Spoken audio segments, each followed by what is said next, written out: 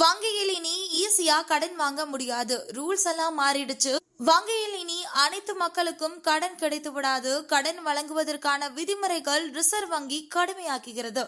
தனிநபர் கடன் மற்றும் கிரெடிட் கார்டு பரிவர்த்தனைகள் மூலமா கூடுதல் கட்டுப்பாட்டை கொண்டு வர இந்திய ரிசர்வ் வங்கி தயாராகி வருகிறது.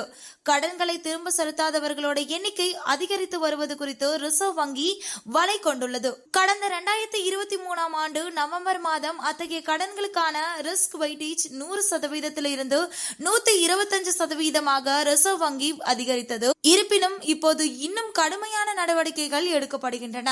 இதற்கு பின்னால் உள்ள முக்கிய காரணம் பாதுகாப்பற்ற தனிநபர் கடன்களில் அதிகரித்த ஆபத்து உள்ளதாக கூறப்படுகிறது. வங்கிகள் வாடிக்கையாளர்களுக்கு எளிதாக கடன்களை வழங்குவதால் இது எதிர்காலத்தில் வங்கித்துறைக்கு அச்சுறுத்தலாக மாறக்கூடும் என்று அஞ்சுகின்றன. இதை கட்டுப்படுத்த ரிசர்வ் வங்கி நடவடிக்கையில் இறங்கியுள்ளனர்.